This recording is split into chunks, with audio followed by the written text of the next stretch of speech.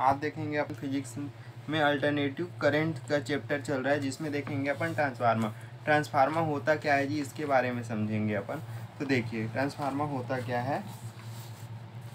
यह एक प्रत्यावर्ती वोल्टेज को या तो घटा देगी या तो बढ़ा देगी, तो इसी को क्या बोलते हैं, ट्रांसफार्मर बोलते हैं। इसे अगर इसमें देखें अपन डिफिनेशन में तो क्या बोल सकते हैं, यह एक ऐसी यंत्र होता है जो प्रत्यावर्ती वोल्टेज को बिना विद्युत ऊर्जा नष्ट किए परिवर्तित कर देता है, अर्थात बढ़ा देता है या घटा देता है। ठीक है जी, तो इसका डिफिनेशन लिख लें क्या अपन। यह एक ऐसा यंत्र होता है जो प्रत्यावर्ती वोल्टेज को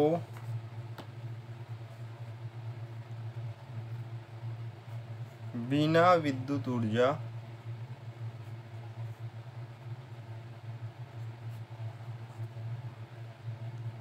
नष्ट किए परिवर्तित कर देता है,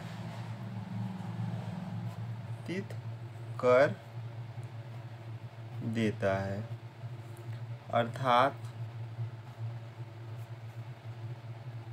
बढ़ा देता है या फिर घटा देता है। ठीक है जी, तो बोलने का मतलब है कि केवल ट्रांसफार्मर क्या करता है, अपने विद्युत ऊर्जा को परिवर्तित करता है। जैसे अपन देंगे तो अगर ज़्यादा देंगे तो ज़्यादा देगा, अगर कम देंगे तो कम देगा। वही तो बोल रहे हैं ना, बढ़ा देता है या घटा देता है। अब बात आती है ट्रांसफार्मर कितने टाइप्स की होती हैं। तो ट्रांसफार्मर 2 टाइप्स की होती हैं। तो कौन कौन सा टाइप्स होता है जी, तो पहला होता है ऊंचाई और दूसरा होता है अपचाई। पहला ऊंचाई और अपचाई 2 टाइप्स के ट्रांसफार्मर होते हैं हमारे पास। ठीक है, तो पहला ट्रांसफार्मर जो होता है अपचाई होता है, अपचाई होता है, और दूसरा क्या होता है, ऊंचाई होता है। ठीक है जी, ऊंचाई और अपचाई 2 टाइप के ट्रांसफार्मर होते हैं। तो देखिए अगर ऊंचाई बोलेंगे तो क्या होगा, जिसमें अपन उच्च और मतलब बढ़ाने की होगी ऊर्जा को क्या करेंगे अपन अपचाई में घटा देंगे। ठीक है, इसमें ऊर्जा घटेगी और इसमें क्या होगी, ऊंचाई मतलब उठना बढ़ेगी। ठीक है, तो ऊंचाई को इंग्लिश में बोलते क्या है जी, तो स्टेप अप ट्रांसफार्मर बोलते हैं। और इसको अपचाई को क्या बोलते हैं, स्टेप डाउन ट्रांसफार्मर बोलते हैं। ठीक है जी दोस्तों, तो इसको अपचाई और उसको ऊंचाई बोलते हैं। ये बढ़ा देती है, घटा देती है। अब आगे देखेंगे इसको, जिस कुंडली के सिरों में प्रत्यावर्ती वोल्टेज लगाया जाता है उसे प्राथमिक कुंडली तथा द्वितीय कुंडली को द्वितीयक कुंडली कहते हैं। ठीक है जी, जैसे कोई भी अगर एक प्रत्यावर्ती वोल्टेज को अपन यहाँ पे ऐसे ला के एक कुंडली में लगा दें, तो अगर अपन प्राथमिक कुंडली में लगाएंगे तो प्राथमिक कुंडली होगा और द्वितीयक कुंडली में लगाएंगे तो द्वितीयक कुंडली होगा। ठीक है जी, अब इसको अपन बनावट कैसे है, मतलब स्ट्रक्चर कैसे है इसका, इसके बारे में समझ लेते हैं। तो देखिए ट्रांसफार्मर के मुख्य 3 भाग होते हैं, पटलित कोण, प्राथमिक कुंडली और द्वितीयक कुंडली होते हैं। नर्म लोहे की बनी कई आयताकार पट्टियां लेती है, इसके बीच का आयताकार भाग काट कर अलग कर दिया जाता है। इन पट्टियों को विद्युत रोधी पदार्थ की तरह देकर तथा इन्हें जोड़कर आवश्यक मोटाई का बना लेते हैं। यह पटलित कोण कहलाती है। कोण के पटलित होने में भंवर धाराओं का मान बहुत कम होता है। ठीक है जी, जिसको अपन नोट कर लेते हैं, इसके बनावट के बारे में अपन नोट कर लेते हैं, किस किस से बना रहता है।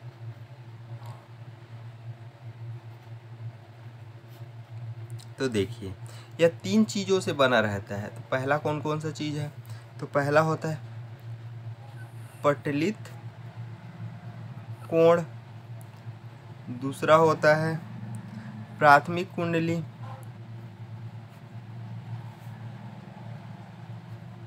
और तीसरा होता है द्वितीयक कुंडली।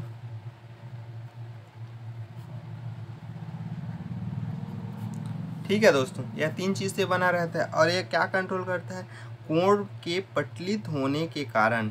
अब मान लीजिए इसमें कोण देखे थे अपन अभी, तो कोण जो है, कोण को क्या करेंगे, पटलित कर देंगे होने के कारण भंवर धाराओं को मान बहुत कम होता है।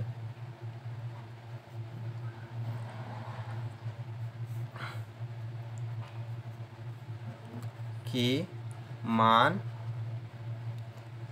बहुत कम होता है। ठीक है जी। अब पटलित की बात आ रही है, तो पटलित हम आपको ट्राइग्राम में भी दिखाते हैं। ये देखिए जो डैश डैश दिख रहा है ना, यही सब क्या है, पटलित है। मतलब एक के ऊपर ऐसे एक रखा है, फिर एक के ऊपर एक रखा है, मतलब पटलित करके रखा हुआ है। और इसमें अपन प्राथमिक कुंडली में जोड़ दे तो प्राथमिक कहलाएगी, और द्वितीयक में जोड़ दे तो द्वितीयक कहलाएगी जी। ठीक है जी। फिर आगे देखते हैं, कोण को 2 समुचित भुजाओं पर तांबे के विद्युत रोधी तार को एक दूसरे कुंडली में लपेटा जाता है। अब इसमें तार से लपेटा जाता है बोल रहे हैं, मतलब ये देखिए एक पटलित कोण है, इसमें ऐसे करके ऐसे ऐसे लपटा रहता है। देखे होंगे नॉर्मली ट्रांसफार्मर ऐसे रहता है ना जी, यही क्या है, पटलित कोण है, तो इसी में लपटा जाता है। ठीक है दोस्तों। फिर आगे देखेंगे, एक कुंडली में मोटे तार से कम फेरे और द्वितीय कुंडली में पतले तार के अधिक फेरे होते हैं। जिस कुंडली में फेरों की संख्या कम होती है उसमें अधिक धारा प्रवाहित होती है। मतलब बोलने का मतलब है कि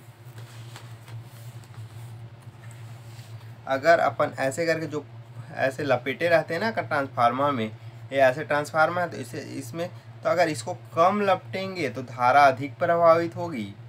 ठीक है, ये धारा की मान बढ़ जाएगी। अगर इसको अपन ज़्यादा कर देंगे तो धारा का मान क्या होगा जी, डिक्रीज हो जाएगी, कम हो जाएगी। ठीक है दोस्तों।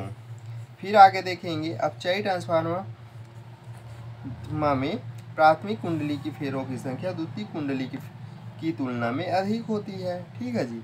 और उच्चयी ट्रांसफार्मर में सेम इसकी उल्टा होती है। ठीक है, तो मतलब अधिक होती है अगर अपचयी में, तो क्या होती है, उसमें धारा कम प्रभावित होती है, घटा देती है, और उच्चाई में अधिक होती है, कम होती है, तो इसीलिए उसमें धारा की मान बढ़ जाती है। बोलने का मतलब है कि अपन जो स्टेप डाउन था इसमें क्या है, ये कुंडली लगे रहते हैं, इसकी संख्या क्या होगी, अधिक थी। ठीक है, और ट्रांसफार्मर में ना, और जो स्टेप अप था इसमें जो कुंडली में तांबे की जो तार थी ये कम थी, इसलिए इसमें स्टेप अप ट्रांसफार्मर बोलते हैं। ठीक है जी। ठीक है जी दोस्तों, तो आज के लिए इतना ही दोस्तों। फिर मिलते हैं हमारे अगले क्लास में अपन, जिसमें देखेंगे कार्यविधि एवं सिद्धांत के बारे में। ठीक है जी। तो आज के लिए इतना ही दोस्तों, फिर मिलते हैं अपने नए क्लास में। अगर आप चैनल पे नए हैं तो चैनल को सब्सक्राइब कर सकते हैं और वीडियो को लाइक कर सकते हैं जी। ठीक है।